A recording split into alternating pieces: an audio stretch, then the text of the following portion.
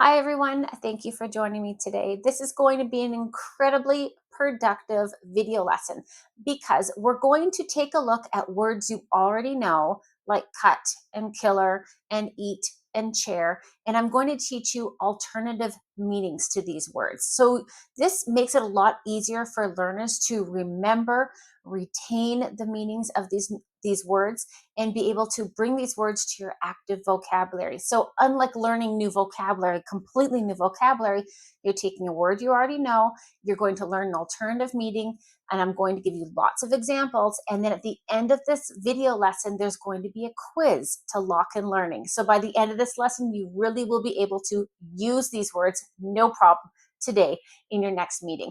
Now, when I talk about alternative meanings to existing words or words you already know, these are not obscure meanings. These are commonly used everyday meanings for these words that are used across the globe in business English, in general English. Advanced English speakers need to know these meanings. Let's jump right in and get started. Okay, first things first, I do not support or advise people to swear in business English. Don't use these words in business English. I mean, killer is kind of okay. Killer is okay. But these words, I mean, definitely you don't want to swear in business English. You don't want to use these words in business English because they are bad words with a different meaning. However, you need to know what they mean because a lot of other people will be using these words. And so you have to know what they mean. And I'll give you an example why. Years ago, I was teaching a student and we had a class first thing in the morning, I think on like a, I don't know, Tuesday morning, for example. And he came to class and he looked awful. And I said, "Oh, if you're sick, we can cancel the class. Like, don't worry about it. It's fine." And he goes, "No, I worked all night long. Our entire team, we've had crisis meetings after crisis meetings to find out what happened." And I'm like, "Oh, well, what's going on?" And long story short, this company had a major client in the United States. They put their best developer on this project working for this major client. And the company invested time and money in this developer, in this project to really make this client very happy and to, build the company. And this is a very important client.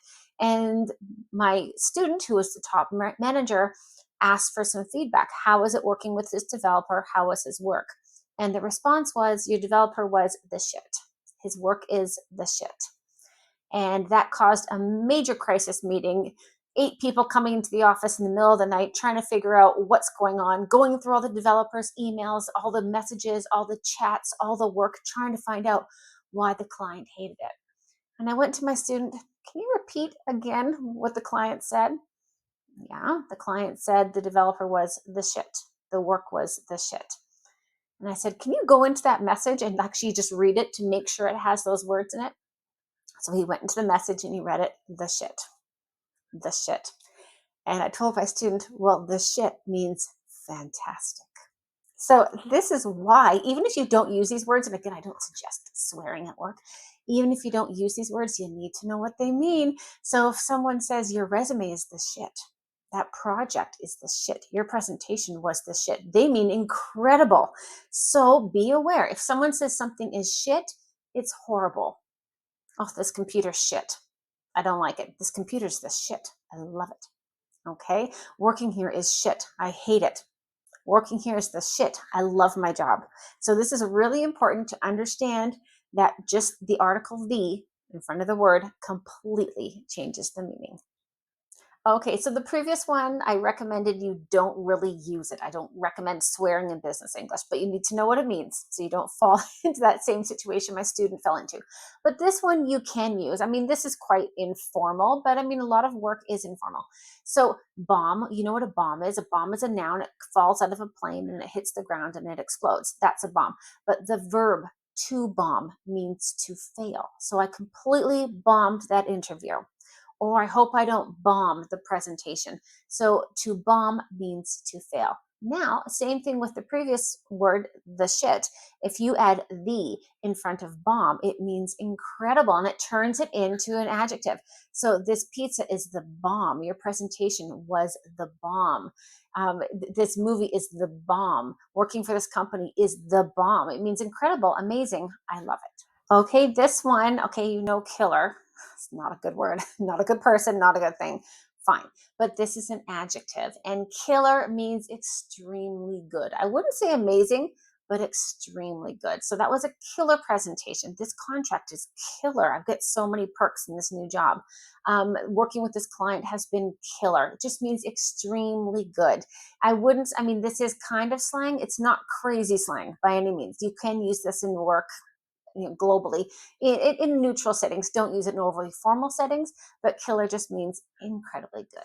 Okay, now this is a bit different. So fire is negative, of course, but if something is fire, it means amazing. If someone is on fire, it means performing extremely well.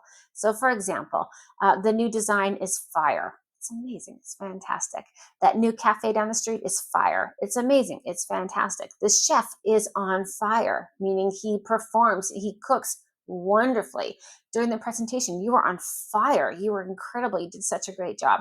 So fire means amazing. This is quite slang. Okay, so just so you know, if something is fire, your outfit is fire. Outfit is the clothing you're wearing, or the company opening up in Zurich. That's fire. That's amazing. It's fantastic. I'm excited about it. So fire. This is pretty slang. On fire is not as slang. This is pretty common. This is from an old. This is pretty old. I mean, Alicia Keys released a song about this like 25 years ago. This girl is on fire, and it means she's amazing. She's doing so many great things. She's performing really well. She's very successful. So if someone is on fire in their career, they have success after success after success. So on fire, not so slang. This is pretty neutral. You can use it in most situations. Fire, a bit more slang. Okay, this next one is sick. Of course, sick is a synonym for ill. I'm sick, she's sick. It means you're ill. And this one is pretty informal. I really wouldn't recommend using it in most business settings. But again, just like shit or the shit, it's important you understand the meaning because other people will use these words. So even if you don't use them in business language or in business English, no problem. You need to know what they mean. So sick can mean great, cool, or stylish. That's all it is. So her presentation was sick, meaning it was a great presentation and quite stylish. Or the new company boardroom is sick. Just means it's very nicely styled. It's very cool. Or your outfit, again, outfits, clothing you're wearing is sick. Or the new gym across the street is sick. It's really cool. It's new and it's innovative. So sick means cool, great, stylish. And again, I wouldn't recommend using it too much, or I wouldn't even recommend using it in business English. It's quite slang. But if you're working for global teams, people will use this. So make sure you know it means great. Okay, as promised, here is your quiz. So I'm going to read you some basic business English sentences, and you have to decide which word could fit in there. Now, a lot of these words are synonyms for each other. So many times more than one word or answer is possible. So we'll go through here and you decide which word or words could fit in each of these gaps. Okay, first one here. That new software is the it saves us hours every week. The new software is the it saves us hours every week.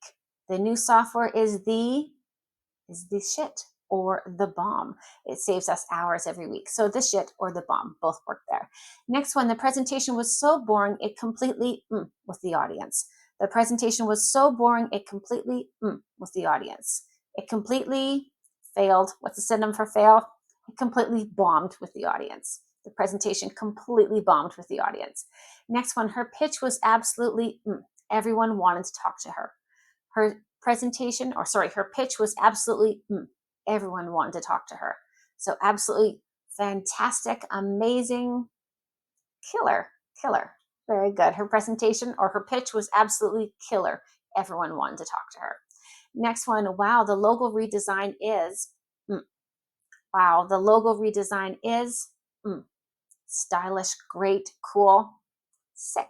Wow, the logo redesign is sick. Next one, the advertising idea they came up with was super creative. Wow, the advertising idea they came up with was super creative. Fire. The advertising campaign they came up with was fire. Super creative. So fire can work there. You can also put sick too if you wanted to. And last one, you were on during the meeting. I've never seen you more confident. You were on in the meeting. I've never seen you more confident. You were performing to the best of your ability. You were on fire during the meeting. I've never seen you more confident. Okay, how did you do? Did you get them all right? Did you get most of them right? If you got some wrong or weren't sure, no big deal. I mean, you are learning new meanings for existing words. It still does take time. It takes some time. Just go back to the video, rewatch that one part, and then come back and redo the quiz until you get it 100%. No problem at all. Thank you so much for joining me for this lesson. If you did enjoy the lesson, I encourage you to subscribe to my channel and like the video, and let me know in the comments how you would use these words if you've ever had funny situations, strange situations like I have, where you've misunderstood the meaning of a word, because there's lots of different word meanings in English. Thank you so much for joining me.